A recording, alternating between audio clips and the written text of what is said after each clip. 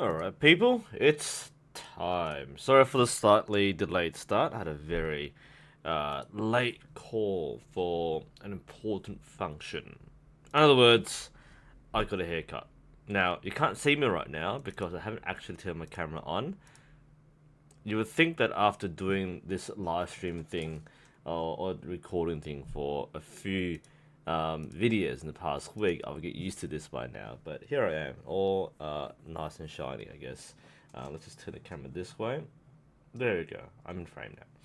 Good. Yeah. So I had a haircut, took a shower. Still have the beard. I'm working on that.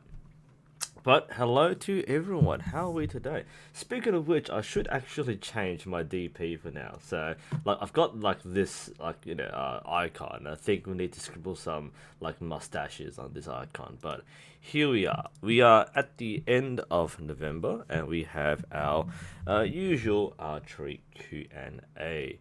So thank you, Tyson, for the comment. Hopefully we'll get a few people joining us this time around. What's news on my side before we begin? Not much, actually. Actually, I've got a lot of stuff to talk about. I bought a bow. That shouldn't be surprising, really, but I actually bought a bow. I normally get bows sent to me for review and free samples, but I actually did buy a bow.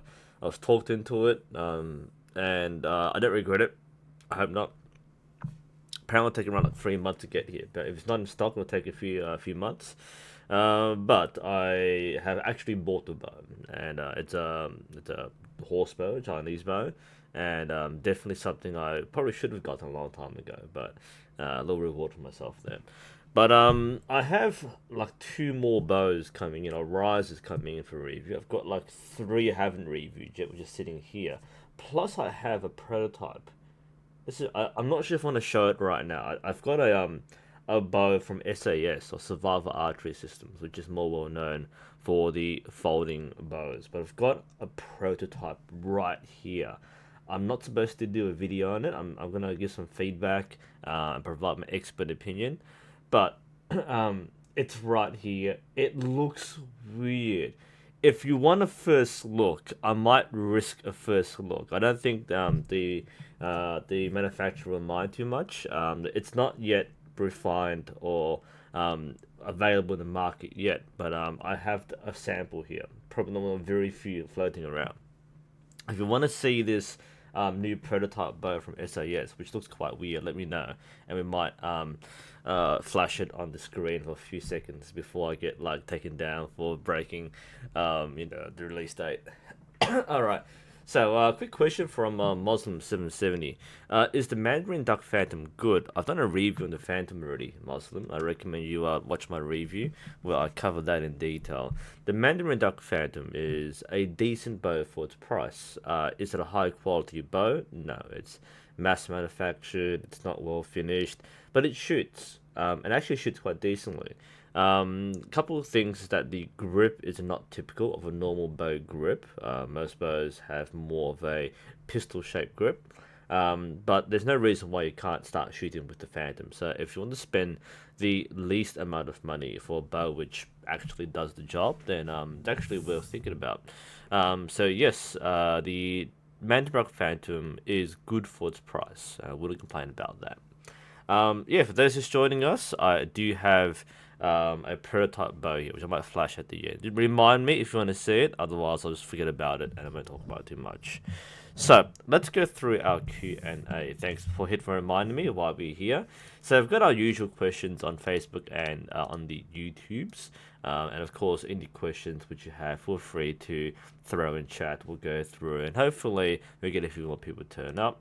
If not, this video will be available as a VOD as usual. So let's flip over let's start with the Facebook ones actually, because these we'll get about 15 each. So I'm normally very bad at managing time, but we'll see how we do this. So let's go through and talk through our questions. A bit of a nasal thing going on here, sorry. Okay, so our first question from the main list. I'll take the live questions in a moment. So from Amin. So there's a quick question. Is 70 pound limbs poundage still measure a 28-inch draw, although people using 70-inch will almost certainly have longer draws. The answer is yes. The 28-inch draw length is the standard measuring point.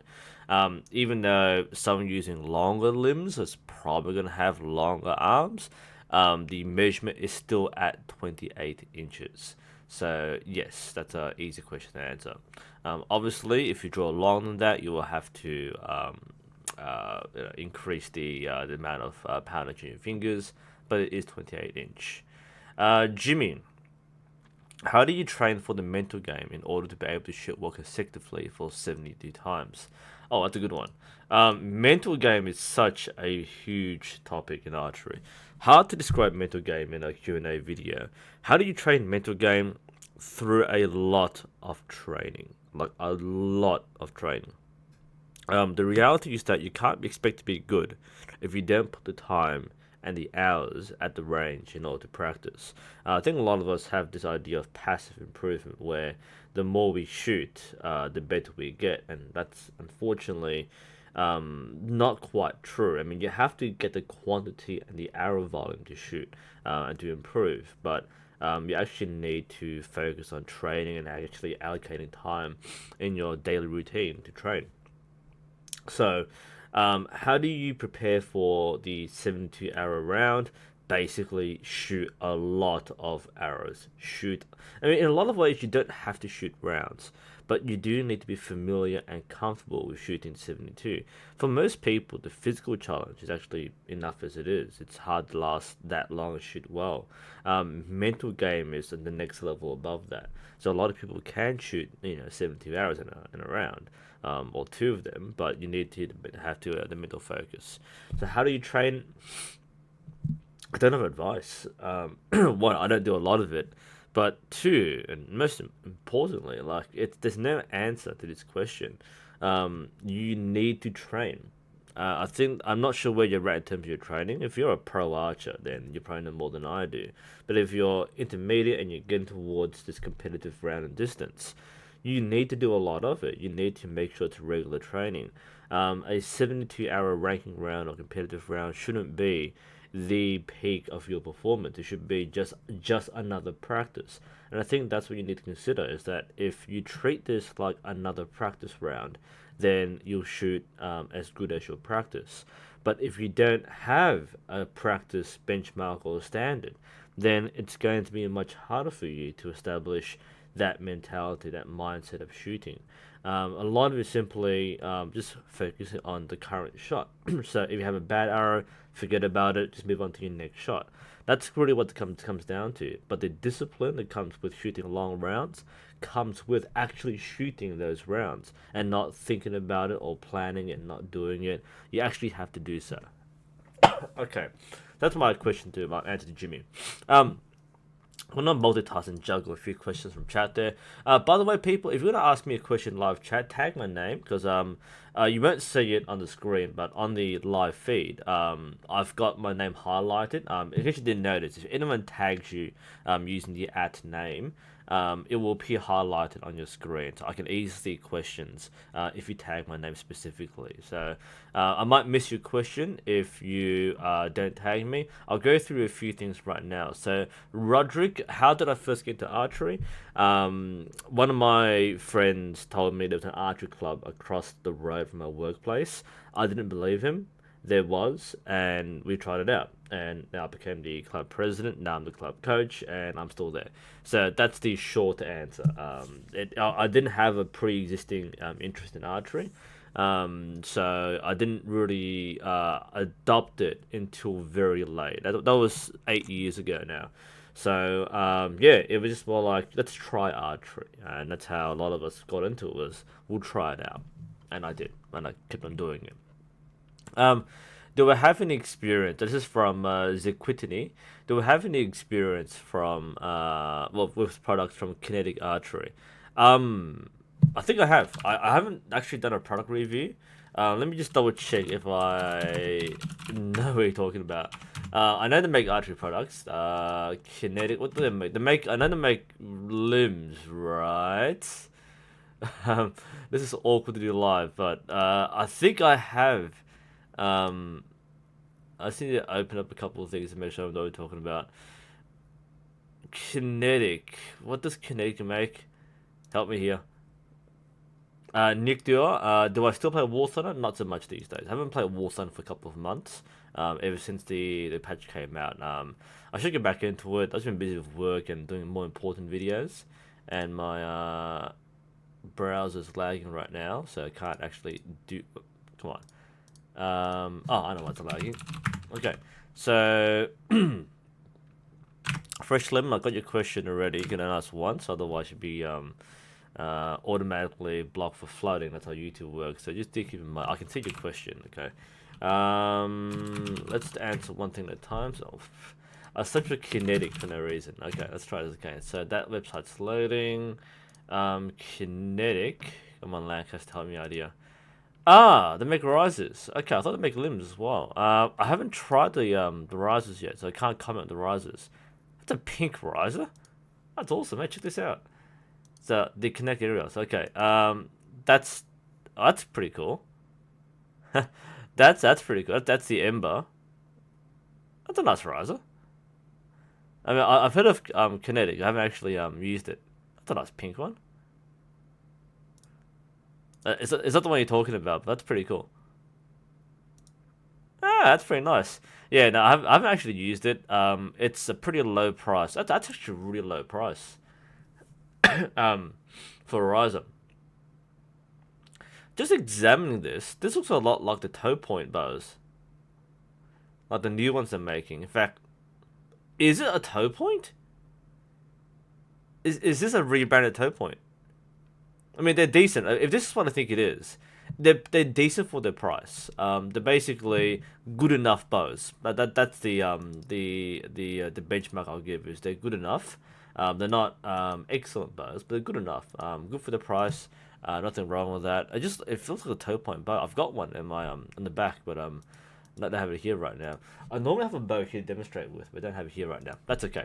Yeah, okay. So yeah, that can work. So it's okay. So it's not too good, not too bad. It's probably okay. Next question. From Attempt 3. What is a good way to practice alignment, especially in my bow shoulder without using a bow? Use a stretching band. You can just get a TheraBand or some kind of exercise band and just practice stretching out with that. You don't need a bow for this. If you do, that's even better, but you can practice alignment using a piece of latex stretching band or TheraBand. Those are very good to practice with. Super Smurf, you think of starting, can have some advice? Yes, you can. What you should do is to go to your nearest club or range, pay $20 for a beginner session. That's the single best way to get into archery, is to go to a club or a range and get someone to show you. Benji, I have tried. Did it make? I'm pretty sure I've shot kinetic limbs before. I'm pretty sure I have. So I mean, they're good enough. They're pretty good introductory level bows, risers and limbs. They're pretty good. Tyson, what do you think of the PC Stinger X? I don't think about it because I don't shoot compound. It's okay. I've seen quite a few people use PC Stingers. They're pretty good for entry level. That's my thoughts on it. Not much. Muslim again. What is tuning and how do you do it? Don't worry about tuning until you start shooting. Tuning is basically making sure that your bow and your arrows and everything on your bow is properly calibrated so that the arrow is given the most efficient, straightest flight possible. If you don't tune, what you find is that your arrows will not fly completely straight. You'll lose a bit of energy and velocity, and your arrows will not group as neatly. Tuning is basically calibration. There's a lot of steps involved. There's no point talking about it now because if you don't shoot, then it's a bit much to go through. But start shooting first, then think about tuning as you get more confident in your form, because tuning requires you to have proficient form. Otherwise, you don't know whether it's your form or the bow that's causing errors in your shot. Sorry. Question from Pohit. You have a question about the quiver. Do you know about the Mamluk quiver? Is that the style? I know the Mamluk quivers. They're pretty cool. But not sure the question is there. Fresh lemon. Are bows from Decathlon good? Somebody asked this before on Reddit. I'm not sure if it's the same person here, right? Decathlon bows. I answered this question before, I think, on Reddit.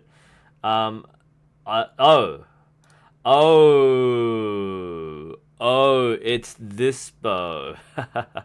I talk about this bow here because I didn't give it a positive review.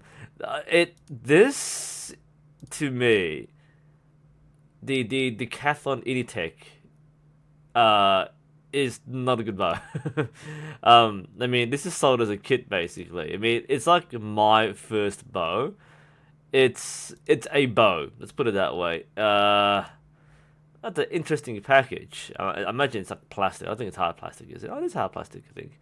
It's a pretty interesting, like, my first bow. Let's put it that way. There are a lot of bows like this. Yeah, I'm sure it works. I would like to test this, honestly. I mean, this is $100 for the whole bow. I imagine that if it's right hand, okay. Is that option for left hand? I think so. It's right hand only. Yeah. Yeah. I'm sure. That's actually not a bad idea. I mean, you have this folding box. I'm more interested in the packaging rather than the bow itself. The package is pretty neat. Like, it fits in a package that you can use as a bow stand. If it actually works as intended, that looks pretty cool. I'm not sure if that's actually photoshopped or that's how it actually stands, but that's pretty funky. Yeah, I have no further comment on the Decathlon bows, because I'm not sure if they actually sell anything. Is this all they have? How? So the shop. Let's do bows. That's not the Decathlon. That's Initech. Haha, that's okay. Yeah, there's still Geologic and Infinitech bows. Yeah, it's not the kind of bow you're looking for. Let's put it that way. Okay. Interesting. Interesting. What else? You want Archery, not War Thunder. Oh, you don't choose that, Muslim. Let's see. Hey, it's Masked Rider from Japan. Really, there's no archery gyms or Kyoto schools in your area. That's a little sad. A little surprising too, considering how widespread it is. Simon, I have a maculopathy in my right eye. It's a curve from a left to right, half moon shape. How do I aim adjustments? I actually don't know. I can't answer this question because I can't see what you see. So I can't visualize what it is that you see when you shoot. I would love to answer this question, but I can't actually visualize the problem that you have. So I do apologize that I can't actually give the answer right now. Frank, kinetic bare bow sounds good. Yeah. No, missed a question. Nope, too bad. Roy, upon release, my hand swings outwards instead of backwards. I've tried to force it to go backwards, but it seems to get worse. How do I fix this?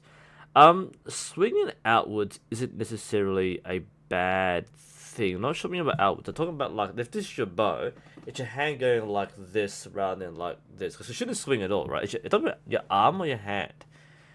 Because the hand shouldn't be moving. The hand should help be still.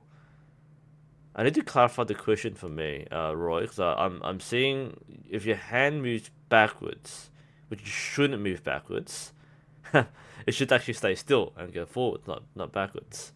Please check me. Clarify the question. Get back to it. Can I stream walk on a Ridgeback bow? Is that a mobile phone tapping? A string walk, you mean? What's a Ridgeback bow? Yeah, double check here. I'm seeing all these new terms. I haven't done archery for. All right. What am I looking at? A Ridgeback bow. I'm seeing pictures of dogs. a ridge. Can I stream walk on a Ridgeback bow? I googled it. It's I'm looking at here. That's what I googled. You could walk this by stream, I guess. I'm not sure if that's what you're asking me here. Sorry, I'm not sure about that one. Alright, let's go back to our regular questions, and we'll see how we go. So, let's go to Firefox browser. So, we've got 2 questions done out of like 30. Let's keep on going. All right. This is the Willem Tell question. Okay, so from Christian, I could talk a bit about the Willem Tell historical figure, and the legend and tales. I mean, I think most people know the story of Willem Tell. Um, the um, the story of the Willem Tell is, well, it's about a Swiss figure whose son was captured, tied to a pole, and Willem Tell was forced to shoot him with a crossbow from 80 paces. That's the story. It's meant to be a nationalist kind of story about foreign oppression, but I think most people know about the apple of the head. I think most people know about the crossbow. I don't think there's any misunderstandings about that, really. The two main stories are the Robin Hood story and the Willem Tell story, splitting arrows, and which, by the way, the original Robin Hood didn't split an arrow. The original Robin Hood split a wand, which is a stave in the ground. Willem Tell shoots the arrows. Not sure we can talk much more about that. I think most people can read themselves and be very clear. Muslim, I've done a video on this already. All right, if you're new to my channel, watch my videos. I've pretty much answered every question you've asked me in the video somewhere, and I've made a video specifically called Phantom or Samic Sage. I've answered this question, Muslim. Roy, okay, so you talk about your release hand, talk about your bow hand there. Alright, so instead of coming through cleanly behind here, you're basically coming outwards. That's basically it. So, the cause of this, we call it plucking often. So, plucking, when your hand moves out that way, the reason why this happens often is because you are consciously thinking of releasing. Now, it's easy to say, make it subconscious, like don't think about it, which is easier said than done. But there's truth to this.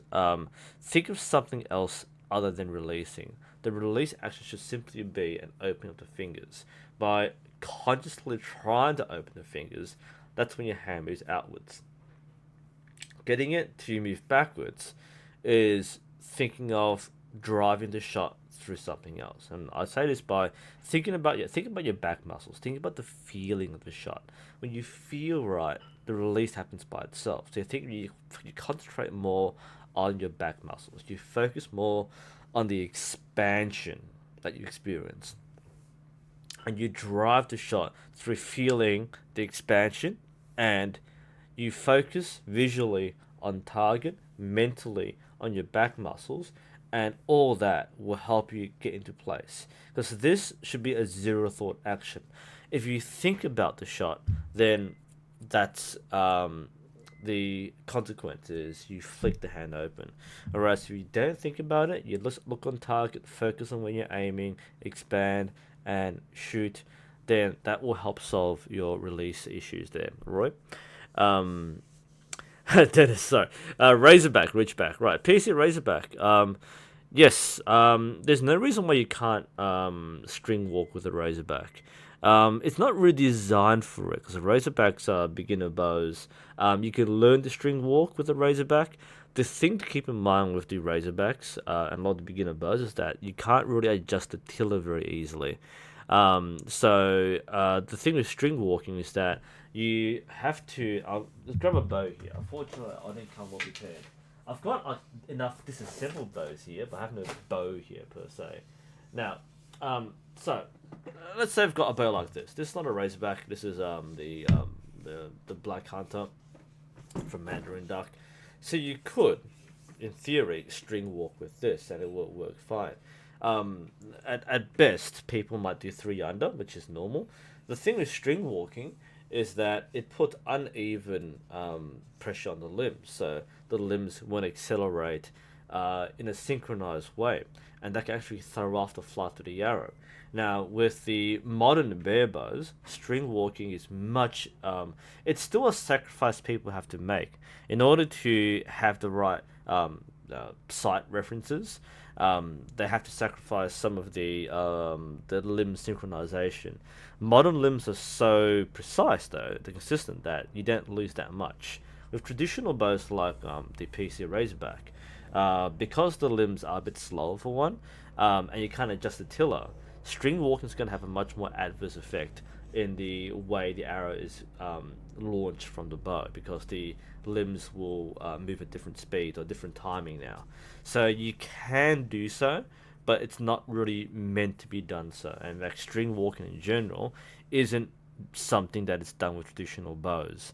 It's not a traditional technique for one. It's a very weird hybrid between modern and traditional. So it's most preferred by modern shooters who shoot modern bear bow, not traditional bear bow. So you can.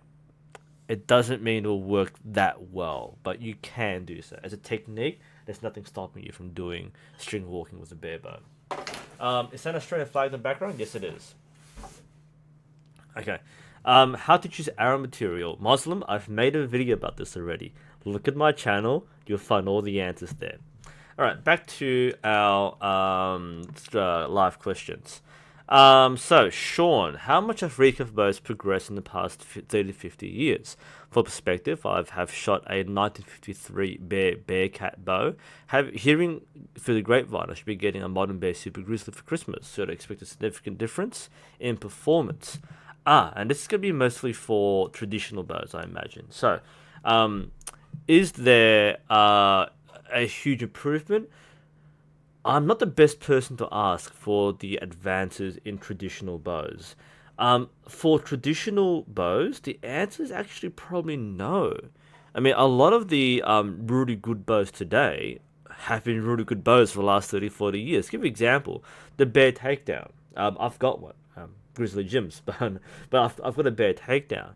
And the Bear Takedown has been a premium bear traditional bow, a takedown bow, but a trad bow, for 30 to 40 years. In fact, there's a whole Facebook group dedicated to bear takedown owners, and that hasn't changed. The Grizzlies, the Super Grizzlies, they haven't changed that much. They've been around for 20 or 30 years. The manufacturing is more or less the same. If there's any difference, it might be in the machining and the process, which might make it cheaper. But the bows themselves haven't changed that much. I mean, there's more differences with metal bows. The advances are quite distinct. There are different geometries, different shapes, different machining, different processes. Instead of having magnesium solid risers, you've got aluminium alloys and carbon risers now. So the modern metal takedown bows have much more differences, but they still function very much the same. You can shoot a bow from 2000s and 1990s. It will function the same as a modern bow. Modern bows might be more balanced and a bit lighter in the hand perhaps, but they function the same. For a trad bow, it's more or less the same thing. You might have a shinier finish or a bit of polish, but apart from that, the bow should actually be quite similar. So if you're going from a bear bow to another bear bow, the quality and the production should be pretty much the same as it was decades ago. Attempt 8190 or 8125G. Honestly, there's hardly any difference. There's really not much difference there. 8190 is more of a general purpose string. 8125G is a bit more popular for recurve.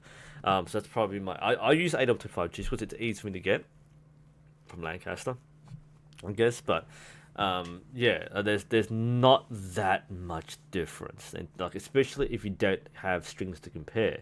If someone who shoots both these, you could tell the difference, but for the average person, a string's a string. There might be a difference of dacron compared to a modern string, but apart from that, most modern strings have very similar performance, at least to the average shooter. I'm sure some scientist or engineer can figure out the exact differences, but I have no particular preference over one or the other. Basically, we can get easier. Muslim, I do participate in tournaments and competitions. Next question. We'll go back to our Facebook feed. Yep. Okay, sorry. Here we go. That was Sean's question. Idrik, what causes an arrow to fishtail other than wrong spine or tip weight and sloppy release? That's basically like That's basically it. Fishtailing is caused by having the wrong spined arrow or bad release and expansion. You've answered your own question. There isn't really another significant cause for fishtailing. If your arrow is fishtail, for those who don't know, demonstration arrow here, fishtailing is when the back the arrow moves back and forth. It's different from flexing. Flexing when the whole arrow moves and oscillates through the air. Fishtailing is the side to side movement. Porpoising is that way. Fishtailing is side to side, and that happens because the arrow is too stiff, or you pluck your release, which is what Roy was talking about earlier. That's basically all the causes. Either the having an arrow which is too soft, too stiff, or you screw up the release. Okay, next question comes from Neil. It is actually a good question. In fact, Jesper and Neil have a similar question. And Arnold, which I'm not going to talk about, shooting off people's heads. Gee, I wonder if I should make a video about this, or maybe a mini series. So Jesper and Neil have a couple of things. So Jesper is talking about gatekeeping. This is interesting. So I'd like to hear your thoughts on gatekeeping in archery, and that's on real archery and so on. Okay. This is more of a real life thing. So gatekeeping we normally talk about like online because people like to jump in and make comments about archery, what's wrong and right. It's it's a bit different from online because archery is so independent. You don't need other people to validate what you're doing. I do have an opinion on people who jump in and talk about how this is wrong, blah blah, my style is better. There's a bit of an ego, or and sometimes, in my opinion, an inferiority complex with some people. But for the most part, gatekeeping doesn't exist on the online world. People have their own opinions, but no one actually stops people from actually doing the style they want. And it's really actually impressive that the main figureheads in the archery community all respect that. So we have like Grizzly Jim, Jeff Kavanagh, Armin Hermer, myself. A lot of the key players in the online scene have that mutual respect. So, for example, Grizzly Jim and I might not see things the same way because he's a trad shooter, I'm more of a modern Olympic shooter, but as he says, it's two sides of the same coin. So we don't butt heads or disagree. It's more like we see things differently. So, and because this is a very good cornerstone on in terms of like the way we should interact with each other, I feel that a lot of the main core of the online archery community doesn't really partake in gatekeeping as an activity. There are people outside the fringes who might have more of a vocal opinion, therefore go around and say this is wrong, this is wrong, this is wrong. And this is especially in the post-Lars era, where you have a lot of people who have been fed that mistruth that there is one kind of archery, it's combat war archery, and everything else is wrong. That is when you see more gatekeeping. But it's the people who say this aren't actually archers for the most part, so it's not really gatekeeping. It's more trolling. So, on the internet, this isn't so much a big problem. Now, in real life, this is actually more of a problem, and this is because archery is quite closeted. Like the people who do archery tend to congregate in the same spots, and you tend to build a culture surrounding your particular archery practice and style. And as with a lot of things, when people start forming pockets of culture, you become a bit, I would say xenophobic, that's a race, but you become more toxophobic.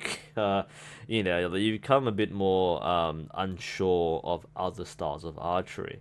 And especially a good example of this is there are some places where people are very compound centric. The shops, the clubs, the shooters, the Royal Hunters or compound shooters. So people doing recurve might be discouraged both passively and actively. There might be some passive bullying. There might be some ego comparisons, like I can target you can't. Some places actually take it too far. I've heard some people tell me about their club or the local area, and it's very hard to get started in Olympic recurve, for example, because everyone's a compound shooter. I've really Insula's a good example of this space, yeah. Other examples, I've rarely heard examples of Olympic recurve.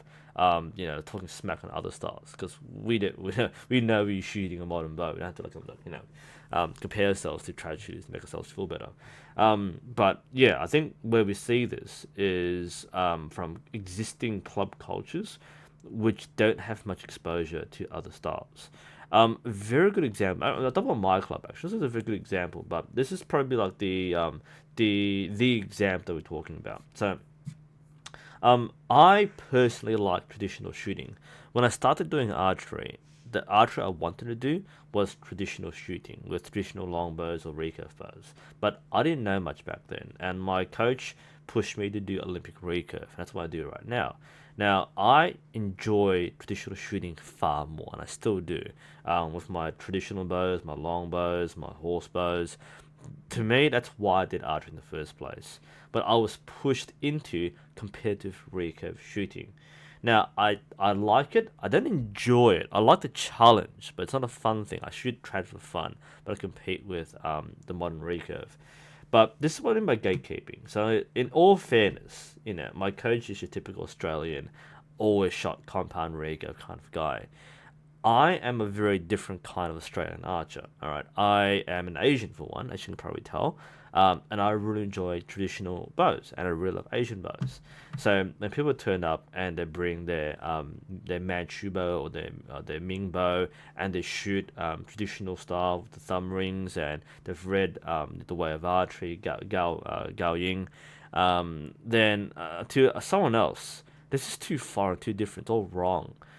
It's not malicious, like don't do it. It's more like it's too different. I don't understand it, and people are often afraid of things they don't understand, and because of that, this sort of thing may be discouraged.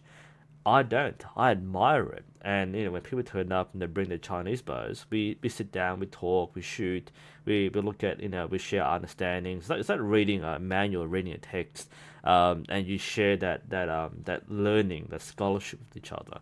That's something I admire. And since I'm now the club coach, that's breaking news, by the way. I'm now a club coach. I'm now the club coach. I have an interesting paradox where I am meant to be encouraging more people to be shooting Olympic recurve because that's the club. The club is a target club. Our pathway is to get people to Olympic level. No, we don't have to, but that's what we want to do, right? The issue I have is I'm meant to encourage a pathway where people can compete. Most people who do archery don't know what they want in archery. They think, oh, I want to shoot traditional or I want to hunt, and that's fine. So I personally don't want to push people into one pathway of archery. I am personally very happy for people to come to our club, become members, and learn to shoot to hunt or learn to shoot traditional because whatever archery makes you happy, you do.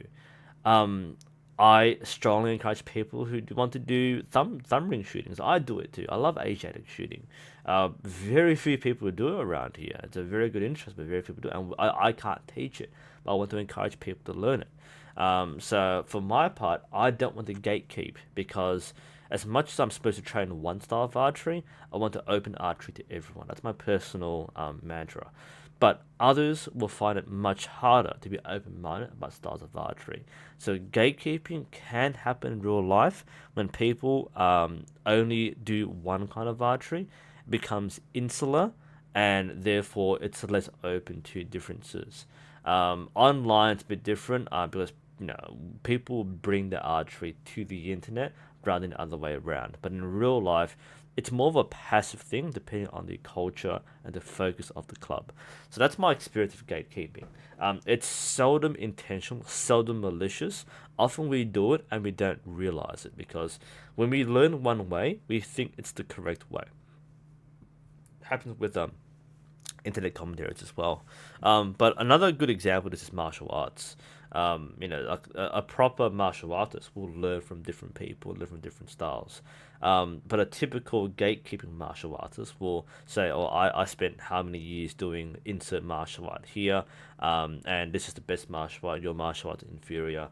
To change my mind." Now that's where I think gatekeeping gets a bit wrong here. But in archery, generally this doesn't really happen too much. We're actually quite an open community, and it should stay this way. Okay, that's my little rant there. Nice question, but stuff. Some quick stuff from the club there. Sorry, it's gonna scan through the chat there. Let's see. Cowain. By the way, Was it you was talking to last time about having a national team shirt? Because you're from the Bahamas, right? I think you were talking about how the Bahamas national team watches my videos. Um, get in touch with me. Send me an email. Email. Someone can paste my email address there. But I am very interested in the Bahamas national team shirt. If I can't get an Australian one, I want a Bahamas national team shirt. That's pretty cool. Okay, so the question, Cohen, is what do you think about the Galaxy Recurve bow? Is it a good bow to purchase? The Galaxy bows, I've reviewed the Galaxy Ember. The Galaxy bows are rebranded Chinese bows. So they're sold in America, in Lancaster, as Galaxy, but they're all known something else overseas. The most of them are like Junsing bows, for example, but just rebranded. Now, the Galaxy bows are fairly decent for the price. They're good starter bows. I can't remember if it was a higher end or at least a middle level bow. They're decent for their price. The beginner bows are pretty good for beginners. The intermediate bows, I imagine, are okay. They're not really well known for high level competitive bows, so they're good value for money. They get the job done, but there are limits. You wouldn't advance and grow with a Galaxy bow, but they're pretty good to afford and they're pretty cheap. So it's good value for money in terms of getting started. Um, yeah, I think people are just doing chat there. A lot of people are sharing examples of stuff happening in clubs there. Mm.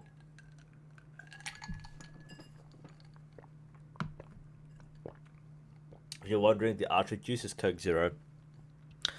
Since my gout flared up, I've been trying to watch the sugar intake. Having said that, I've had a lot of sugar today, so. I'm starting to get acquiring a taste for the sugar-free stuff now. Almost like Pepsi Max.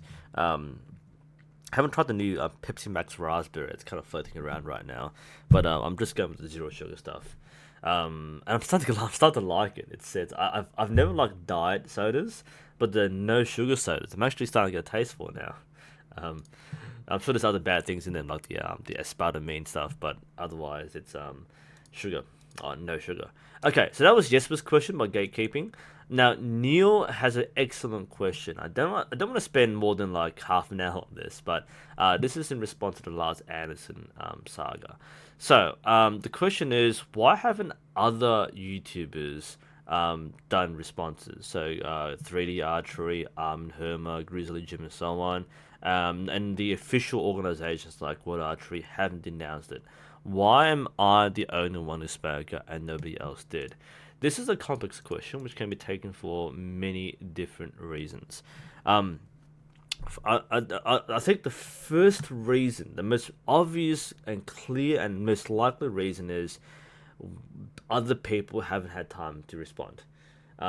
Surprisingly, we don't actually watch each other that much, as far as I know, because we're too busy. Like, we work day jobs, we do archery when we can, or we're making videos. We don't have much time to actually watch other people, and this is more of a problem for, like a lot of people probably haven't seen the Lars Anderson videos. It's only up for like a week, and then it was taken down or put on private. So it's there, but a lot of people actually haven't seen it because it was only there for a short amount of time. So that's probably one reason. That's probably the most obvious reason. Now, another possible reason is people don't actually see that it's wrong. I know Armin's been more of the devil's advocate in the comments on Facebook and on YouTube. He's more of a supporter, or at least a passive supporter of Lars. I don't want to split this along the lines of who's on whose side here, but different people will see different levels of acceptability, I guess. So for me, as a range shooter, who is probably more prominent in kind of portraying a public image of archery, I took a much stronger stance. Because I've been through more real life examples of misconceptions and incorrect perceptions of archery. Others might not have the same experience. And again, different countries have different laws, therefore, this won't be as apparent to other people.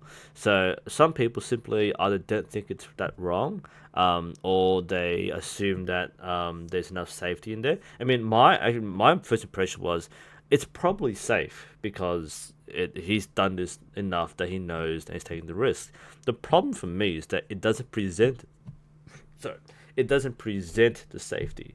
So people seeing it don't see the safety part of it, and it's not well presented, which puts him in a bit of a weird position where he either has to reveal his trick, or he has to, admit that he's being dangerous.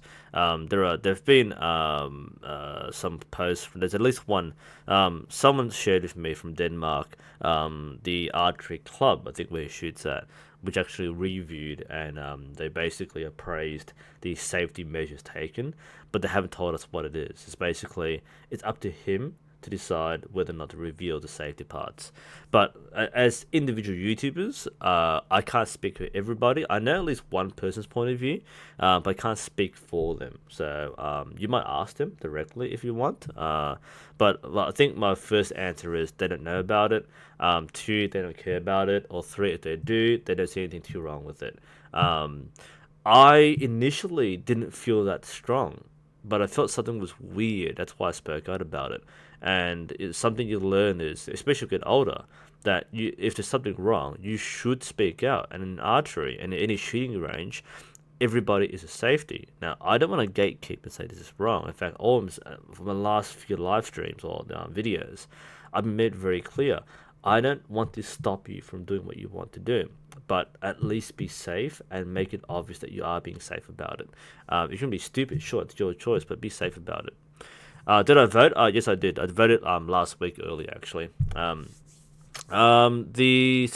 my opinion of the issue. Is I think different people either didn't see it or don't feel as strongly about it. I just happened to be the first one on the scene and have a strong opinion about it. It's my last opinion on Lars, I guess, because I've said before that, look, I'm not going to talk about him afterwards, and this is kind of like the follow-up. So I'll be doing other things, but I won't be addressing more Lars videos, even his upcoming safety one, but that's a different issue. Now, the second part of the question is, what about the official organizations like World Archery? Now, again, this is one practical reason. They probably haven't seen it, because it didn't go viral. This one was up. I opened my mouth and he brought it down. So they probably haven't seen it. If they do, there are probably a few reasons why they won't come up with a statement. Firstly, unlike YouTubers, organizations have a very strict process. So it's not one person, like the president of World Archery, going on Twitter saying, "Oh, this is bad." They have to go through a very strict, bureaucracy in order to publish an official announcement. Now, the last time I heard an official announcement was like Leo Archery, when they banned Leo Archery to put out an announcement. So it took a board meeting to release an announcement to blacklist a company. In terms of blacklisting a YouTuber or some random guy in Denmark shooting things at people's heads, I don't think they'll call an emergency board meeting to approve of an official announcement to denounce one person. So that's probably the practical reason is there's no one person in control. The other thing is that the first thing is they don't want to they can't meet just to talk about YouTube video. That's weird. I know the person in charge of the media side. That's Chris. He's in charge of social media, but he's working within the organization, so he can't come out and say don't do this or don't watch this. So there are a lot. It's a bureaucracy. This isn't necessarily a bad thing in this case, but they're not going to have the same fast reaction as a YouTuber might. In YouTube times, if I have some time, I can make a response video or address or debunk a video, and we can do this quite liberally without having to get it validated by a producer or a boss or a manager. So yeah, it's more like that we can respond much quicker and more relevantly and sooner rather than an official company. Now, the other reason why I think that there won't be any announcement from World Archery and so on is because by acknowledging it, in some ways you validate it. And this is an interesting thing. So people who if World Archery mentions Lars Hanson, that's a bit of a problem because they validate his style. And there's nothing wrong. I think his style is fine, by the way. but they acknowledge and they validate him and they put him on a pedestal, and that will inadvertently make him a martyr. So if they recognize it, they recognize a risk in archery, which may have very major consequences around the world. This is where you actually need these small level YouTubers like myself and others to speak out and act as a voice in the community. Now, we don't necessarily want World Archery to speak out, and World Archery doesn't want to say something. The people in World Archery might want a voice to say, please speak out against this person being unsafe. But very likely, they don't want to officially make a statement because that's a heavy weight. It's if you recognize the person, then it legitimizes it. And when people see that there is a major problem, like World Archery makes a press announcement, millions will go and see Lars Hanson, and then people associate Lars Hanson with World Archery, and it's not that no people think this is Olympic archery or real archery, but it's not the role of World Archery to publicly decry things like this. It's why I was originally surprised at the Leo archery saga, because mostly organizations don't speak out about this sort of thing, but there's obviously more pressure from sponsors to do so. In this case, there's like no pressure. World Archery and all the affiliated national organizations know that this is not what they do, so they don't need to address it. For the same reason why if someone is killed by being punched in the head at the bar, the National Boxing Federation isn't going to make a statement because it's got nothing to do with what they do. Different for guns and shooting, because the IRA might say, if it's gun control, they'll put a statement. But like gun crimes generally aren't associated with the shooting federation or the association or whatever organization is in charge. Crimes against, that involves or risks or dangers or stunts that aren't affiliated would not be recognized by the association. And a space, as Jock has just mentioned, yes, it will have the adverse effect of promoting him.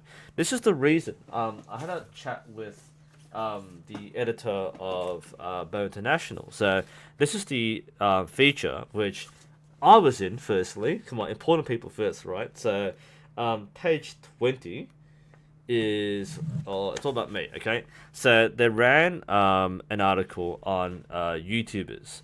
So they went through Grizzly Jim, Swift Vandenberg, who does Triple Trouble, and myself. By the way, I might be doing a collab with Swift Vandenberg, if we get organized enough to do so. But he offered to do a collab, so we're passing some ideas there. So some interesting things there. I'm hoping to bring Swift on board to a Q&A, so we can have a three-way Q&A. So there's you guys and there's us. Hopefully that could work. Thanks, by the way, Cooper. But the next page is Lars Hanson. So there was a whole thing about him being a friend or foe, and it's meant to be a more open-minded, optimistic article. And this is before the William Tell video. So, and I was talking to the editor, and I thought, well, it's kind of bad timing because there's lots of positive press, but at the same time, he's done some really weird judgment calls on wrist and stunt videos. So because I had a chat and said, well, is there are you going to publish a retraction or a comment or in a future issue? And that's just generally no, because again, what Space Jockey said, by publicly denouncing him, we can turn him to a martyr, and we don't actually want to do that. So it's a very strange elephant in the room. That's why I think people haven't generally spoken out about Lars Hanson. For most YouTubers, we probably didn't have time to do so, or we don't care about it. And for the official organizations, they have no connection with it. They can't associate, and it's not their role as a sporting federation to comment on what a YouTuber does in their own time.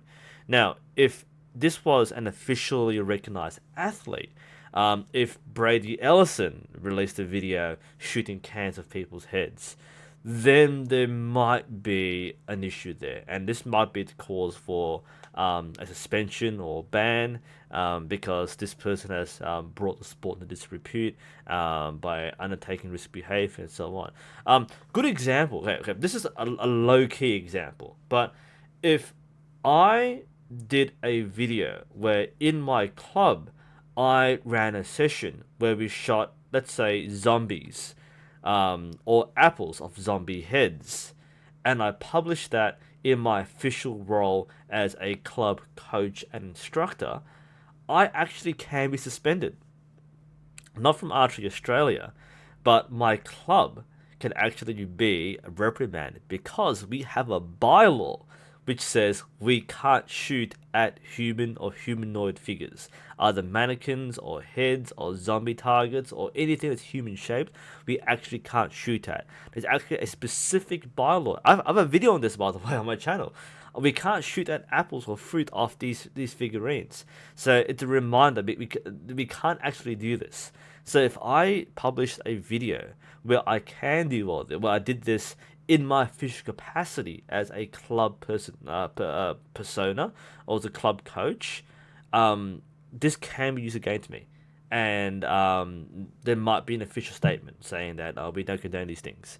But if I did this in my own time, no one cares. So if it's a high-profile figure within the World Archery community, in like the World Archery Federation community, then this might generate that reaction. Same thing where if an athlete is found guilty of doping, for example, then that's reported in that federation's media and announcement because they have to comment on that. But if it's not connected to the actual organization, they probably wouldn't do so. Alright, sorry. Drink.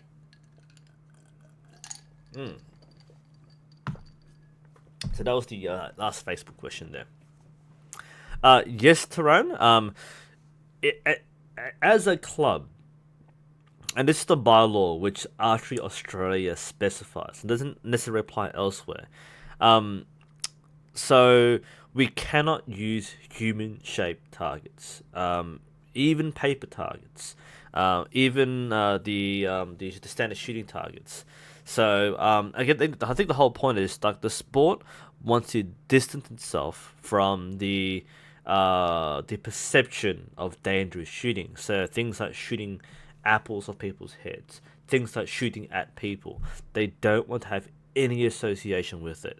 I mean, in Australia, and this is a weird country sometimes, but we have a lot of people. We have some people who complain about 3D targets, foam targets. And I've heard of reports up in Sydney about visitors who complain about seeing people shoot at 3D targets. And they complain about, it's animal cruelty, it's promoting killing animals and so on. It's not. It's a competition. It comes from a hunting background, yes, but it's not meant to be. We're killing animals. We're shooting foam targets. And people get upset when we shoot foam targets. And this is actually a reason why, if you see the World Archery 3D championships, they shoot at a lot of non-existent animals. Because this is not the hunting style of competition. This is the sport style. And they don't want to be associated with hunting. So if you look at the targets, you'll see that the targets are gargoyles, or extinct thylacines, or dinosaurs or something, because people are okay with shooting dinosaurs. They're not okay if you have a picture of a bear or a deer. It's too, it's too it's not PC. It's not politically correct. So it's just not something you normally see. So we can't shoot at human-shaped targets, and we can't shoot at animal-shaped targets. I know we sidetracked there, but we can't shoot at humans. Anyway, the point was that if someone internally decides to violate or inadvertently breaks the laws or breaks the rules, and this leads to a controversy, this may lead to a public announcement. That's why you won't see this from an official organization. Okay, all right. So it's going to remind me here. So I've Cowain, send me an email to this address, and I'll send you my address. If you want to send me that, okay. I keep looking back up to remind myself who you are sometimes. But do you send me an email to this address, and I'll send you my details. I want to do another shirt out project. I've got a few shirts coming in. I got one last time from Mexico, which is no, it was Mexico. Or was it Colombia? Mexico. It's Mexico. Yes. Love the shirt. I'm not wearing it today, but I want to still collect shirts. So once I get more time, I want to do a big thank you to everybody. But let's get back to our questions. So that's our Facebook side done. Now the YouTube side. Oh my goodness. Okay, it's been an hour already. Wow, this is it's good, but we need to be better at answering questions. So let's fly through these. Victor Lima, why is the Olympic distance 70 meters and not 90 meters? I don't know why, to be honest. So for those that don't know, archery rounds can go up to 90 meters for target shooting outdoor. The standard FITA round was 90 meters and 70, 15, 30. But you get up to 90 meters. But the current ranking round is a 70-meter round. Why? I don't know the reason why. I can suggest perhaps that it's because it's the most competitive distance for Olympic recurve. 90 meters may be pushing it too far for people to compete in as a standard. I think because this is my rationale, my understanding. Not so much. I don't know why it's the case, but to my understanding, 90 meters sets a benchmark which is a bit too high for people to access. 90 meters means you need a bow which is strong enough, heavy enough to make the distance. In contrast, like someone shooting a 30-pound bow can shoot 70 meters. It'll be quite a long arc, and you might need some weird sight setting, but you can shoot not 70 meters with a 30-pound bow. 35-pound bow, definitely. But 90 meters, even pushing like a 40-pound bow, it's actually quite far. You can probably hit the target, but it's actually really hard for many people to sight for 90 meters. That's probably why. Is it a bit of a lottery, as Space Jockey mentioned? The answer is kind of yes. And this is why, we went to modern recurve compared to standard longbow or recurve. It gets a bit too random then. Oh, really, Kitson? I didn't know that. Oh, that makes more sense. Okay, that's true, yeah. So what I literally just said was that, yeah, 70 meters is much more accessible to get more people involved. Thank you, Kitson. Wow, I didn't know that. Well, I mean, it makes sense to me. It's how I explained it. So that makes a lot of sense. I'm really glad that's very verified. Thank you, Kitson. Wow.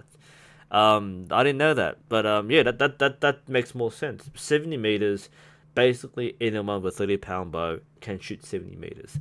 Can they shoot it well? Well, not necessarily, but they can shoot it. So that's why it's 70 meters. 90 meters is a bit too much. And even here, we still run 90-meter rounds, but a lot of people don't do it because it's too far, there's no sight settings, and it doesn't count for anything.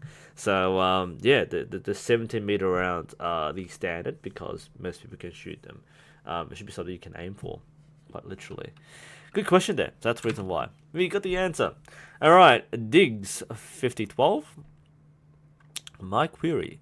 In regards to instinctively aiming and firing at a target, do you feel as though my 32-inch arrows and 50-pound bow would transfer well from a recurve bow platform, 62 inches, to a smaller and more compact horse bow that can be up to 75 pounds?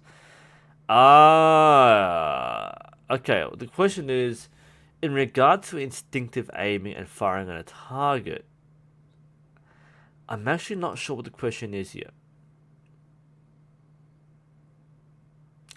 Is Diggs asking, help me here, chat, is he asking, can I shoot a heavy horse bow instinctively? Is that the question? Because a horse bow is shot differently. If you shoot Asiatic style, it's very different. Now, if you're using a horse bow, in a Mediterranean style, sure, that's fine. Um, I'm not sure it's a question I can answer. Like, if you're asking me, can you handle a heavier bow like this? It's it'll feel very different. Um, this might be pushing it, especially if you draw long and if you have a long draw length. Most horse bows are measured at 31 inch, because they assume an overdraw. Some are measured 28 inches. Just keep that in mind. Firstly, is what the length of measurement is. Because for like a 75-pound horse bow measured at 31 inch for me is like 50 pound or 60 pound. Like you lose a lot of efficiency. I can't answer this question. I'm not sure what you're actually asking me. Is it a spine question? It wouldn't work. But if it's a technique question, it just depends. Interesting. Yeah, I can't answer this question specifically, but hopefully that gives you some insight. Peter, any recommendations for holding drills to combat target panic? My main advice for target panic is to remove is not to hold for longer, but remove the target. This may seem kind of counterintuitive, um, but target panic people associate with firing too quickly. So, nasal. Well, yeah, people associate target panic with shooting too quickly. That's the symptom, not the cause. The cause is typically a mental barrier. It's a mental trigger. Target panic is defined as a neurological condition where you basically react to a different stimulus. It might be a visual stimulus, it might be a physical stimulus, but it's a mental thing, not a physical thing. So, what you should do is to try shooting at a blank target. Have no target face and just shoot. Shoot from close distance. If you want to move back further, go for it. But remove the target from the process, and you may find that your shooting will be, you'll still start overcoming that target panic. It's not guaranteed, but you need to work at it. So I don't recommend holding for longer to fight target panic. I recommend removing the target. Sorry, nose there. Okay, Celtic Wolf. Will there be a return of Project Python? There's not much happening anymore. I do plan at least one more episode of Project Python to just to give you like the 3 months later kind of what's changed, what's happening, how's the bow holding up. But we've actually finished it because it's about setting up, it's about tuning, and we're basically done. The next step was like win a tournament, which I haven't done it yet. But yeah, there's not much to actually talk about for Project Python. I want to review the Rise at some point, right? But I'm not. I don't plan to do a video covering another setup unless I'm changing something. So unless it's a request, I don't think we'll see much more Project Python. So both mostly set up already. Scooter. I've always shot one piece bows. I want to try something else. I just buy a Semi Discovery riser and now to buy some arrow rest plunger, some stabilizer, max 30 cm and limbs. I'm not sure if I've gone like this. Not this is a question I can't comprehend. Yeah.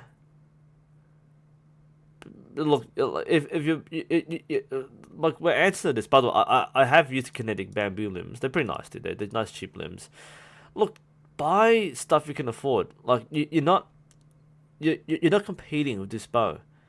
So Scooter, if you've got a Samsung Discovery, which is not a high end target bow. I mean, I've got one right here for crying out loud. Right, it's just sent to me as a bit of a giveaway. Right, this is the Bear Hunter, which is the previous version of the Discovery. It's not a precision bow. It's a bow. It's a functional bow. You don't need to spend money on good gear. So buy gear you can afford. Don't worry about it. don't worry about. But just buy stuff you want to use. You don't need recommendations. The stuff you can afford, as long as you get the right stuff that you need for your bow. Um, Next one, you spark torque. How do I hold my bow steady with my bow arm? I'm starting to think about the load of poundage, but that will make me feel like I'm a weak man. Firstly, never think this. The use the bow that you can use. Don't let draw weight determine your masculinity. Okay? This is the big mistake. Don't feel like you're a weaker person for using a lighter bow. Because in the end, what determines you as an archer is your ability to hit the target, not how strong the bow is.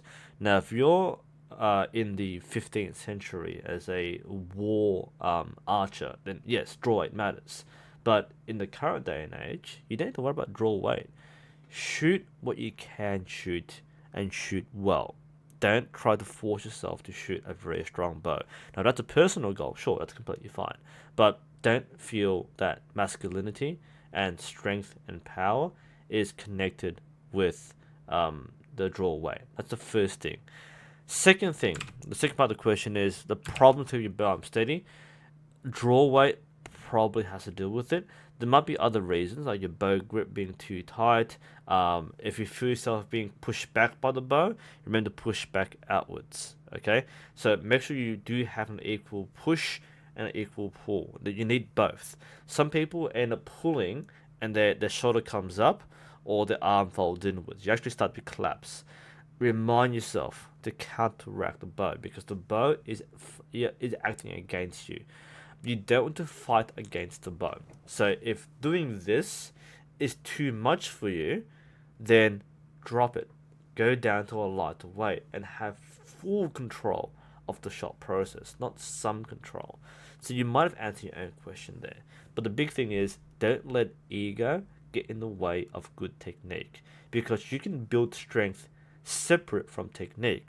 But if you maintain a high draw weight and you don't shoot well, then it's not going to work for you. Okay. When's the next live stream? When's the live stream now? Next one, Silver-sided Squirrel. All of my questions boil down to yes, practice more. Good, next question. Okay, so that's good. That answers most things. Practice more. Yeah. Is your bow not steady? Practice more. I missed the question. How do I feel about Mongolian horse archery? I think it's awesome. I mean, Mongolian archery today has taken a very different turn. You see, the modern Mongolian shooters shoot from the inside the bow, like the Western-style Olympic shooters. There's been a lot of influence from the West, whereas traditional shooters shoot from the right side as a right-handed shooter. So, modern Mongolian archery isn't the same. A lot of people use it as a reference, say, this is how Mongolians shoot. Well, yes, that's how Mongolians shoot, but not Mongols, not the original Mongol tribes. Interesting kind of point there, but yeah, I think it's amazing, but I don't see much of it. It's for me, it's history. I don't see it here in Australia, obviously. It's very it was outdated. That's the wrong way to think about it. It's more like you don't see it anymore. It's just so rare to see people practicing it. So, really tough.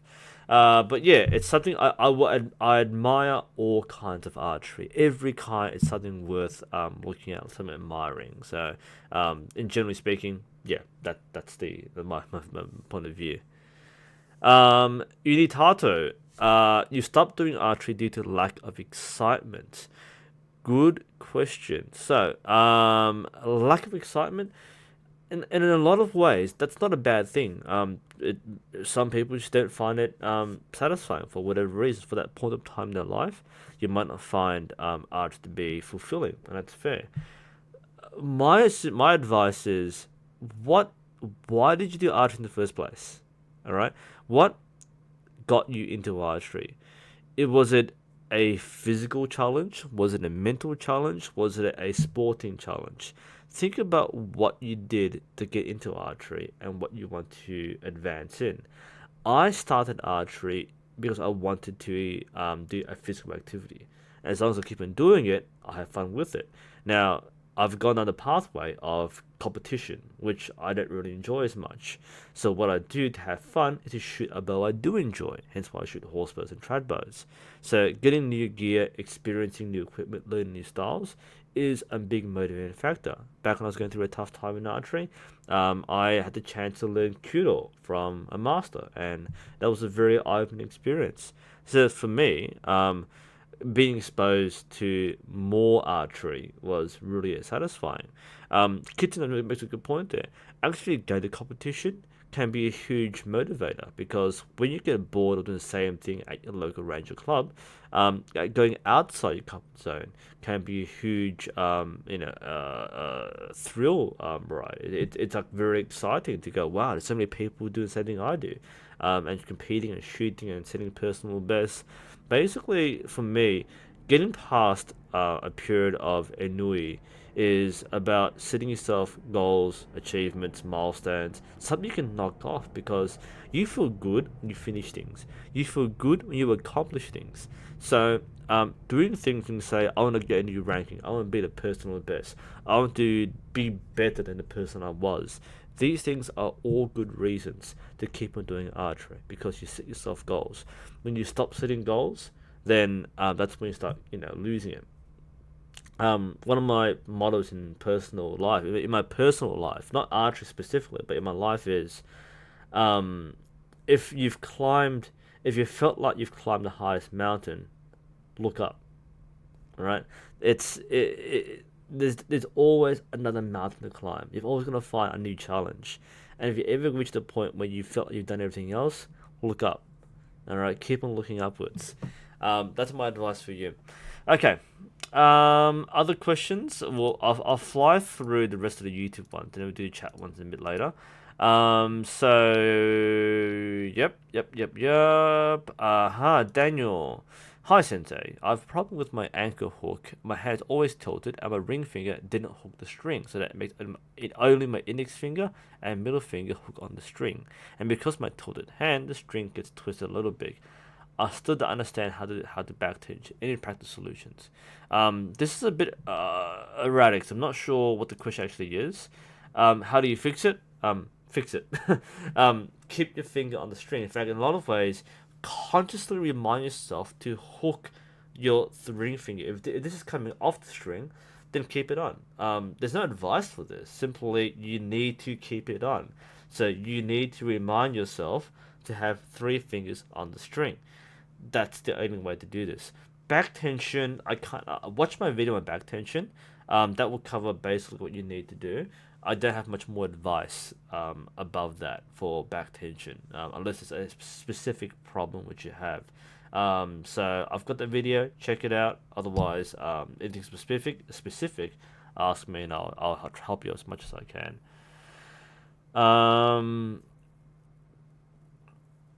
Muslim fiberglass arrows are okay. They're cheap. They're good to start out with. They're not necessarily good for the Phantom. They're just cheap arrows. They're not good for anything. Okay, but they're cheap arrows. Carson in chat. I've watched your videos on safety. I concerned about strangers hiking in the range to the wrong signs. Had a few nearly. Yeah. Oh, so that wasn't a question. Yeah, we have it too. We have like flags and signs saying warning archery. People ignore them. So it's part of a protocol to verify that it's safe. Look, the main thing is legally, are you liable? Now, it's very unlikely that your arrow will kill someone. They might even hurt someone. But if there are sufficient warning signs and the protocols are in place at the range to verify there is a safe range, then you've done what you can. But if you're in like the woods, for example, and they get to your range, they're liable, not you. And this feels really bad, but if you can prove that you have put up the signs, you've given them sufficient warning, and you yourself and as a club have taken the right steps to mitigate this risk, you're not liable because they ignore the warning signs. But yeah, that's the tough one. For us, we can see our range. It's a flat field, so when we see someone, we halt. We normally ask them to move, and sometimes they're okay with it. Sometimes you get a bunch of dickheads who just want to swear at you and say "fuck off," bleep. By the way, happens a lot in our range. In our local area, we get a few misfits who live around here, and they think they own the place because they don't give a damn about the rules. But we can't shoot while they're there, so it's a bit awkward for us. But we have to make sure that we mitigate all risks. If someone invades on the range, we have to deal with it. Okay. Eminem. Best bow. The best bow is the one that you can afford and the one that you like to shoot. I can't recommend a brand or model because all bows can be good depending on what you see, what you get out of it. I have favorite bows. I mean, like I've got $1,000 bows. I've got $500 horse bows. I've got $100 beginner bows, and I actually like some of the cheap stuff more than the expensive stuff. I mean, the expensive stuff, the high end stuff is really good, but I don't necessarily want to shoot them all the time because they might be heavy, they might be too shiny, and like for example, the one I'm using right now, which I really enjoy using, is the Southwest, not the Spider, the crap. What was the one I reviewed before? It wasn't the Tiger Shark. Whoops. What was my favorite bow? The Stingray. Yes. Whoops. I'm glad I'm not sponsored. That'd be really awkward. Yes, like the Southwest Stingray is one of my favorite bows right now because it's light, it's half carbon, half wood, very light, very compact. Plus, it's the right draw weight. I naturally shoot 35 pound quite well. Above 40, I start pushing myself. I don't have much fun. So the best bow is the one you enjoy the most. The problem for me is I don't have the right arrows for it. I've got my arrows are for a heavy bow, not a 35 pound bow. So yeah, like the best bow is the bow that you want to shoot, not the one I recommend, but the one that you want to shoot, either through look or feel. The bow you want to shoot is the best one.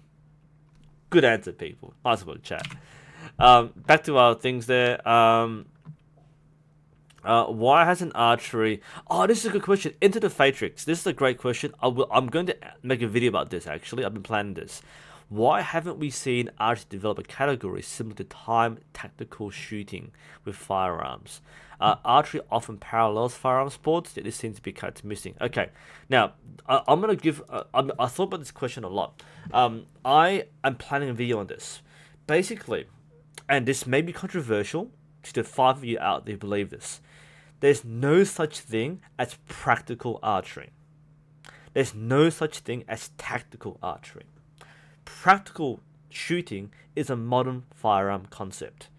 And we only saw this with the advent of automatic firearms. Before automatic firearms, we didn't have practical shooting competitions or tactical shooting competitions. This is the thing. Archery is not about close quarters combat. It's not about moving and shooting and engaging point targets. As much as we might believe in the mythos created by Lars Hanson in terms of war shooting, war archery, speed shooting, that's not how archery was used. That's not how they were developed. Some cultures would have techniques where they can shoot from horseback, or there might be mobile skirmishes. But the idea of a modern format with like targets and timed runs, things like the 3-gun challenge or that sort of thing, they exist because in firearms, that's how they are used. Both in war and police work, law enforcement, that's what they train for. They literally have to be able to make snap decisions, shoot accurately in a time setting. So that sort of competition reflects reality. Archery competitions also reflect reality. And I know people say, but that's how archery was. No, that's how archery would be. Archery was a static practice. Sure, a soldier, an expert archer or samurai or whatever, they might have high level skills which demonstrate their techniques in different scenarios. But in combat, archers were primarily deployed in static positions with long fields of fire. So the form of sport which spawned from that reflects that heritage. Because archery was stopped in the late 18th century because of firearms, we no longer see this continuation. Now, Would it be interesting to see such a competition? Yes, but no one does it because it's not a style that is actually recognized as archery, because that's not what archers do. And like I said, I know people say, no, but Lars Anderson. No, it's not that kind of archery. Yeah, like I said, Space Shock pointed out, like Native American archers, warriors, could shoot and move. So they were very mobile fighters. But again, this is a very different kind of archery. This isn't like close quarters pop up target shooting. It's basically it you are using the wrong tool for the job here. Okay, it's why we don't use bows today, even in law enforcement, for crying out loud, because bows are not meant for this.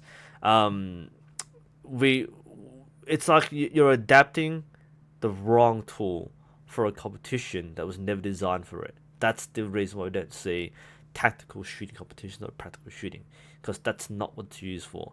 Guns, pistols, rifles, automatic rifles, yes, but it's the same reason you don't see someone with a bolt action World War I rifle or a muzzle loading black powder musket doing tactical shooting, and this is the same parallel. All right, tactical shooting is the domain of modern warfare, whereas in older for even early firearms, it was not tactical; it was strategic. Same with archers; they were a strategic weapon, not a practical weapon. Um, yeah, archery tag's a game, not a competition, isn't that? But yeah, that's the reason why I don't see time. I want to do a video about this in the future because there are many parallels between sport shooting and practical shooting for firearms, but there is no parallel for practical archery. There's sport shooting, ISSF, the International Sport Shooting Federation, and the International Practical Shooting Federation.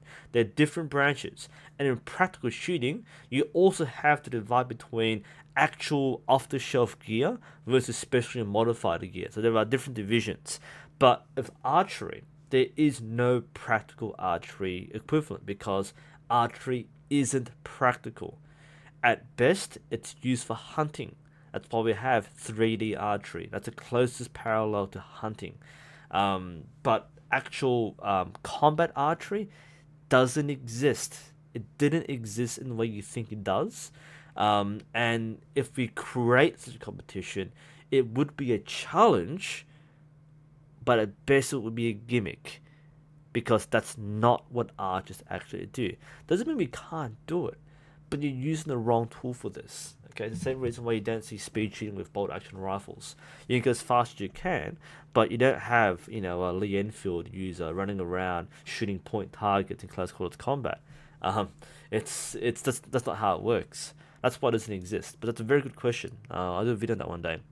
The perfect archery club. One where people are happy to shoot. That's a loaded question, actually. Look, the club which has enough people who turn up regularly, that can run events where people participate, and they've got enough members to have a strong committee, a strong board that people can run. Most clubs don't fulfill all these criteria. Often they struggle to get people to turn to events, or the people running it don't want to run it, and nobody else wants to run it, so it can be very demotivating. But a good club has enough buzz where people actually want to turn up as much as they can. That's my ideal club. Alright, let's see. Fazar. First time I shot Bearman 20 meters, my score 225, 321. Okay. This depends on what style you are shooting. If you are shooting modern bear bow, that is the shiny modern stuff, yes, use a plunger. Yes, use a weight. Now, there are two reasons. I will cover each one. The weight will help a lot. You don't need the weight, but the weight will simply add more mass to your bow, and since you have no stabilizers, it will help steady the bow. Now, depending on your own personal strength, you might not need the weight, and you can shoot fine without it. Most people have weights to keep it in place, to keep the bow steady, because a heavier bow won't move as much. So you should experiment with the way. I've got several here. These come from the Archers Workshop in Sydney. They sponsored me for some videos, which I never made. I'm going to make some bare bow videos at some point, but they sponsored me with tabs and weights. Got a few of these, really nicely manufactured in-house. So that's my plug there. I am sorry if I'm not making the videos, but I do plug this whenever I can. But weights can help. Yes, try it out. Try it. They're not that expensive. So if you try to experiment, you'll probably like it. So I recommend weights for your bare bow. Plunger, if you're shooting a modern bare bow, definitely yes. That's heavy. I'll still do that. Definitely go for a plunger if you're shooting a modern bare bow. The plunger will make it far more forgiving with the arrow's spine and contact with the bow. It sounds like you're shooting very well. At 20 meters, a score 325 is very, very good. But the plunger might mess you up a bit if you don't calibrate it correctly. But the plunger will make it far more forgiving than if you shot without any buffer. Let's put it that way. Okay, and back to our last question. My favorite bow to use, a favorite budget bow. I think I've already answered it inadvertently. It's me. I like it's at the moment it's got to be the Southwest Stingray. As I said before, it's fairly moderately priced. It's not cheap, but it's not expensive. It's a mid-range compact field bow. It's kind of like a poor man's Black Wolf. Feels really nice to use for some favorite. I haven't used it for a while, but that's why I enjoy shooting because it's the right draw weight and the right size for me. I love shooting horse bows because it's so relaxing. Basically any trad bow, even the long bows, things like the Southwest Scorpion. I brought it to the range today. People loved it. People absolutely loved it. So yeah, lots of favorite bows. But that's kind of where it comes from. So yeah, yeah. And like I said before, you don't need an expensive bow to enjoy shooting. You shoot the bait that you want to shoot. I think I missed the question. Let's double check something here. Not sure the question's still there, it was deleted, but there's a very good question which I might have passed. This is now the free Q&A session, so if you want to ask a question right now, do it. We might be running for another 15 minutes. It's been an hour and a half stream. It's been amazing Q&A, as usual. I'm going to double check. Yes, I missed the question here. The question, I'll display it right now, is from Roa Fizan. So this is the idea of the multidiscipline archer. So, should someone do multiple classifications here? Now, I think there's a bit of a conflagration. So, for a modern target shooter, to be in a state team or national team, you actually have to demonstrate rankings in multiple classifications. So, that means you do have to shoot indoor, you do have to shoot outdoor, and you do have to shoot field. And field isn't everyone's cup of tea. There, best people shoot target, either indoor and or outdoor. Field is something people should shoot. Not everyone does, because there might not be a field range that they can go to. So that can be quite tough to get started. But it's something which you definitely should. Clout is a bit different, because clout is a very different kind of archery where you need different equipment. So target indoor, target outdoor, and field, you can use the same gear for everything. Clout is a different kind of archery. You don't need to do that to be a better archer. But if you can do field, target, indoor, you're fine. 3D is a different sport altogether, actually. So some people do 3D as well, but 3D runs on different rules. 3D, if you do field, you can do 3D and vice versa. There's not that much difference between 3D and field, except different targets mostly. But the trifecta is indoor, outdoor, field. Most people do the target ones. Field is optional, but if you do field, that's a really good thing to do. The rest doesn't matter too much in terms of it being selected for a team. it doesn't make you better at other divisions. So that's what Rafism was actually asking. Does doing field make you better at this, or does being a specialist make you better? Neither. You don't specialize in target. You don't specialize in field. There is no specialism. You specialize in the bow you use, but the format is, if you're a good shooter, you can do all these formats. Someone who shoots really well in field should also shoot really well in target. Other way around, not necessarily, but it doesn't make you a better shooter. It just makes you more. It's a different kind of competition. You don't really specialize in it. It's whether or not you have time and the facilities to actually practice frequently, sort of thing. The reason why you see different people do field compared to or 3D compared to target is different rule set, different equipment, and different commitment. So that's the reason why it's different. Anyway, back to our live questions. So we go for another, say, 10-15 minutes. Let's do our big questions here. So,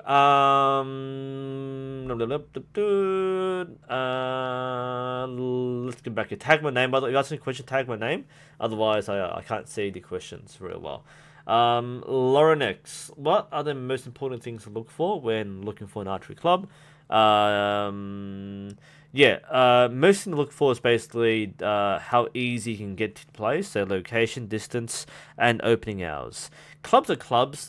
If I had to choose a club, club culture is very important.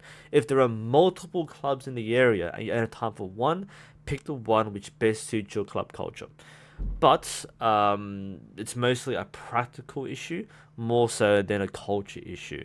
So if a club isn't open where you can get there, then that kind of limits your choices.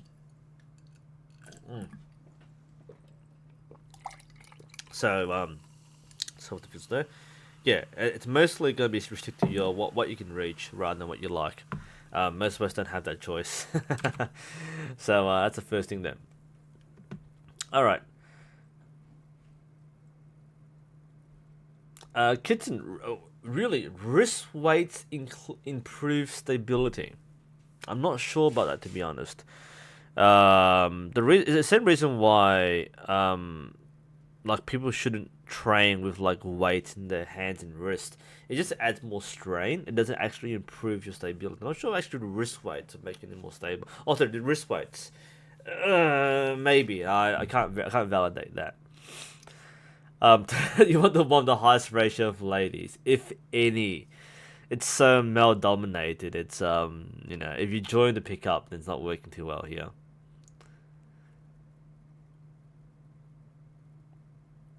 Are carbon arrows safe? Yes, they are. You gotta check them all the time though. If there's any sign of damage, don't use them. What you see with these splintered arrows, probably overspined carbon arrows, and people didn't check them damage. I've never seen it in real life. I've had an arrow break on me, which is pretty scary. But if you inspect the arrow as you're told to, it's not going to happen. Oh, tags, hello there. Stuff.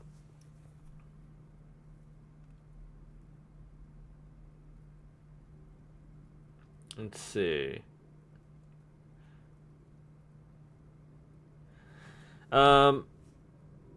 Big Sword. Has your archery experience ever prompted you to take up some other activity related to it? For example, look up leatherwork. No.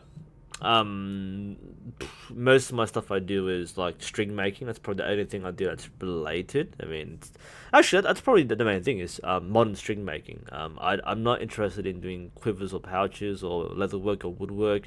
I'm not that kind of person. So, I love shooting. It's going back into history, like a lot doing history reading, but not so much in terms of practical skills and work. I've already answered your question there, Muslim. How do you choose arrows, Mini Ninja? I'm gonna do a video about this one. I keep saying I'm gonna do a video about picking your arrows, but I haven't done it yet. The main thing is look at arrow charts. So look at the draw weight of your bow. Consider your draw length, and then look up a chart from a manufacturer. Easton, for example, or Gold Tip, or whatever manufacturer makes the arrows, they will have a chart which matches your draw weight, the length of the arrow, and what spine you get. Spine rating is most important. Sorry, a little gassy there. Check arrow charts. Once you know your length and your weight, the arrow chart will make more sense to you. That's the most important thing. Yeah, pick the right spine. Get it pre-made if you can. If you have a shop, get it from the shop. They'll help you out much more than I can from here. But if you don't have something to help you, then look at arrow charts, buy a shaft which matches what you need, and that should be okay. All right. Any last questions? It's now 10:45. I'm streaming for about 1.5 hours. I've got schoolwork to do, and by schoolwork I mean like marking schoolwork, not doing schoolwork. You think being a teacher's easy with holidays? No, we mark crap, a lot of stuff. Last call for questions. It's just been a very long Q&A. All right. And hopefully, I got the email from the Bahamas. Right, I want a new shirt. I want a national team shirt from the Bahamas. If you're watching this, I hope you emailed me.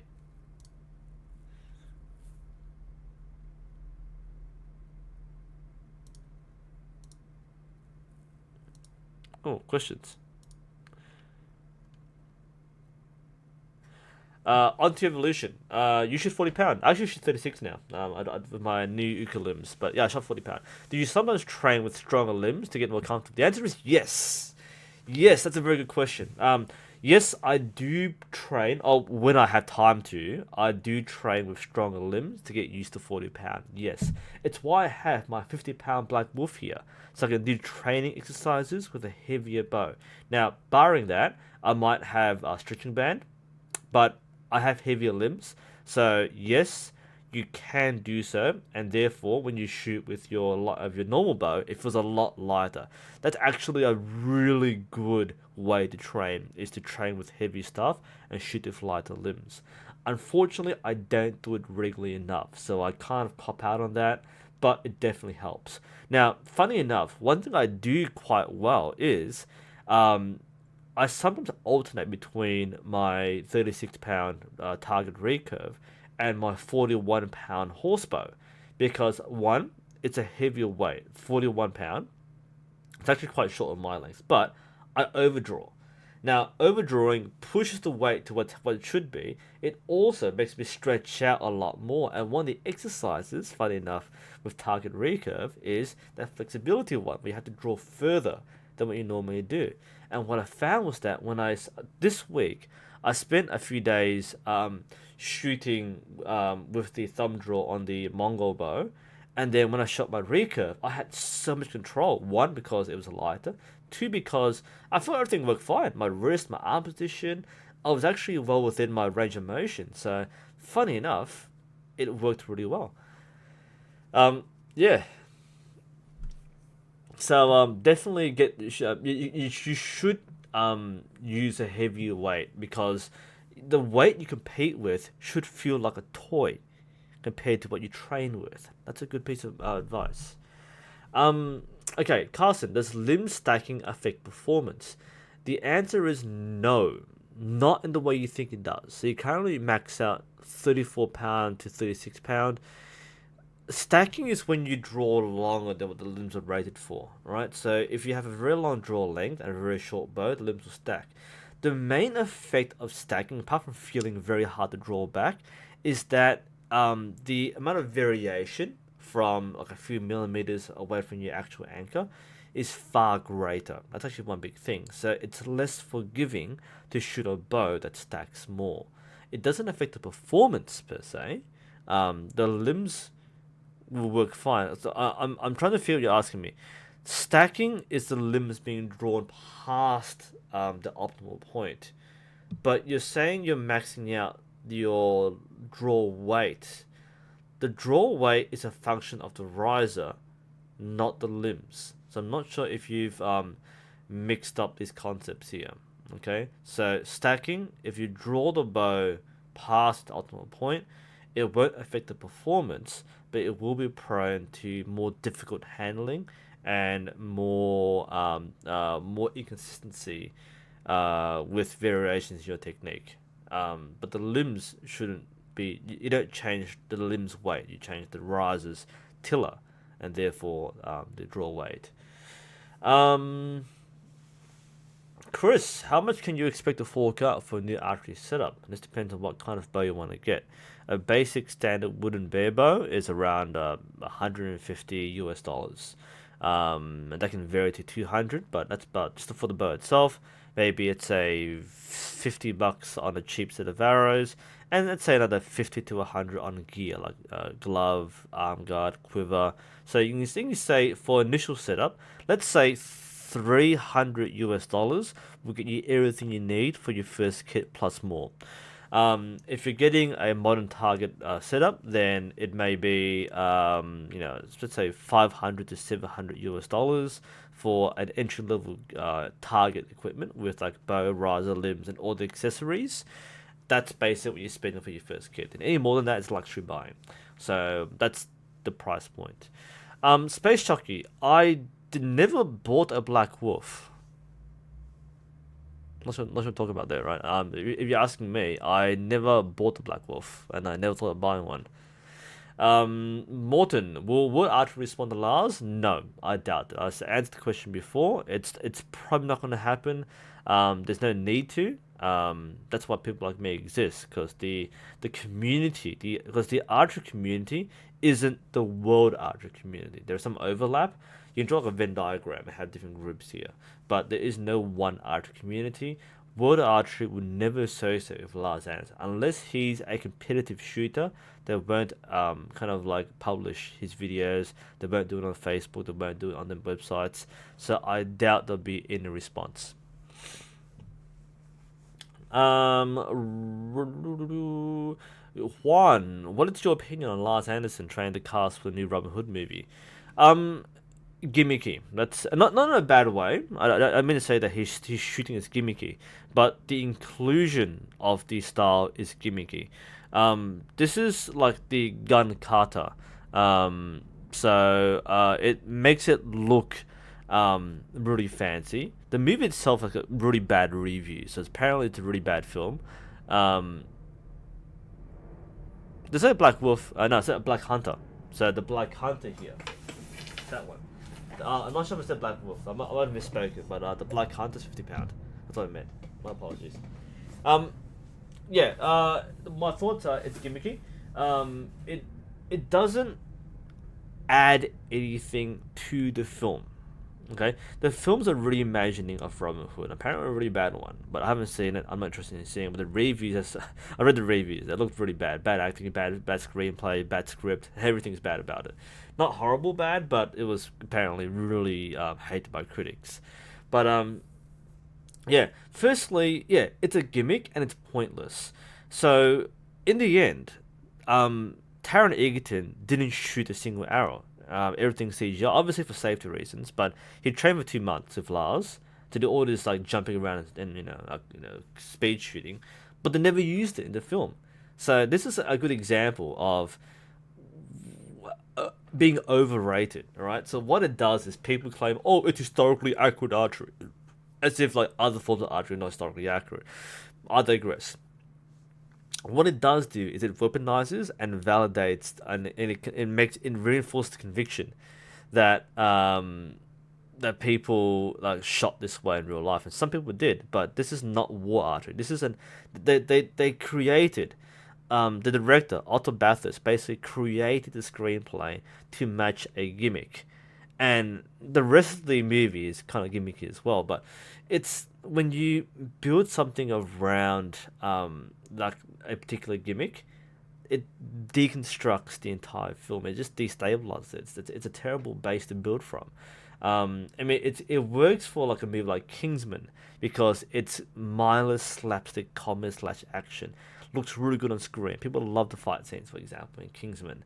Not so much in Robin Hood because bows aren't as cool as guns. I'm sorry to say this, archers, but gunplay can be more flexible. The gun still functions, whereas our bow and arrow play doesn't look as cool. And they're trying too hard to include a gimmick style to make a movie work. And this is I can't think of any other examples right now, but like there are films like based around like it's like your typical martial arts film, how like insert martial arts style is used, It's the whole gimmick for the whole movie. So you have like drunken boxing, all right. So you have like the drunken master who uses his drunken style to fight all the bad guys and win, or you have like the Karate Kid who uses karate to fight all the bad guys and wins. So you introduce a gimmick style or like the flavor of the month, and you use that to you use that to build a movie around. You better be damn good at that style. It has to be really authentic. Otherwise, it kind of falls apart there. Like the remake of the Karate Kid with Jaden Smith, for example, looked really gimmicky.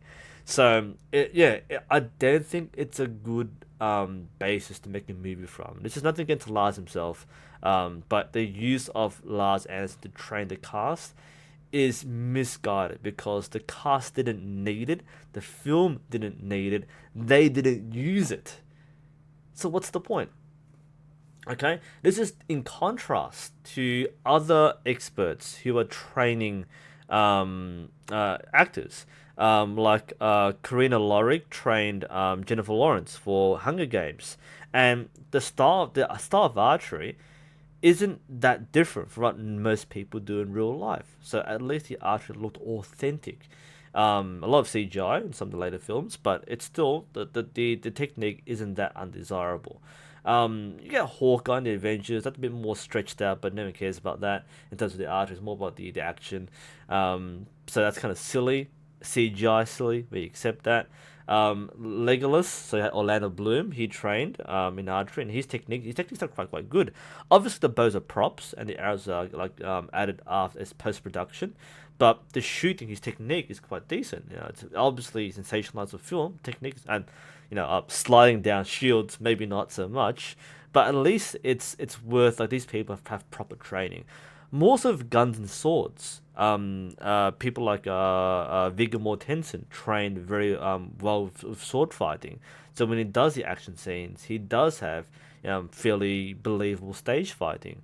Better example is freaking Keanu Reeves in John Wick. He shoots like this in real life. So like, it's possible to include authentic training to enhance a movie, but including a style that is a gimmick in a gimmicky movie doesn't make it any better. So if the movie stands out for its style and still is good for the movie, that works well. But if the movie isn't that good and you're relying on one particular gimmick, whether it's a character or a costume or a fighting style, that's not a good movie. And it may not be a good style either. So, anyway, on that note, I will end it there. Sorry, Spencer had a question, sorry. So should I buy a used PEC Buckeye of $100 or Chinese F165, which is rebranded as Galaxy? What's a Buckeye? Sorry, I haven't seen the PC Buckeye. Let me check the PC Buckeye. What is it? Oh, it's a wooden bow. Okay, alright. So the Buckeye is your typical wooden recurve. The F165 is a metal bow. If I had to pick one, the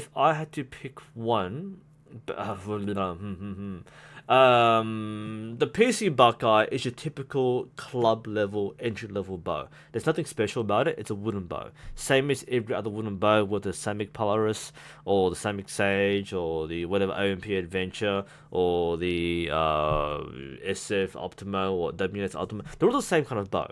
So the Buckeye is your typical wooden recurve which clubs use. Nothing special about it. It's a beginner friendly first bow.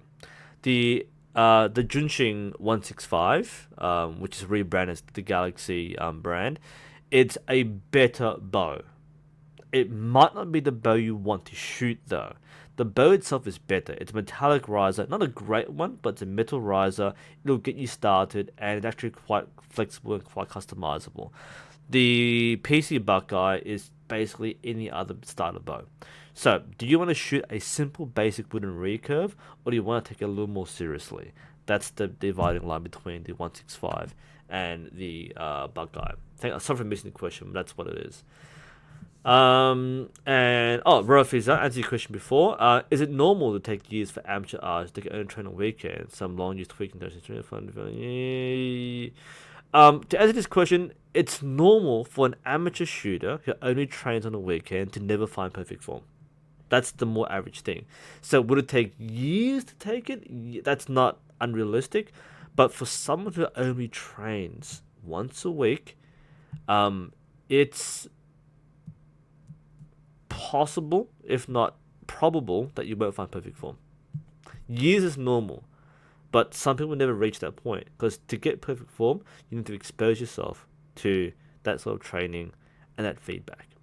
Otherwise, you might not never get that. Unfortunately, many people go through many years of very casual archery and never attain that level of proficiency. I'm saying this is a bad thing, but if you don't commit to it, then you're not going to make it.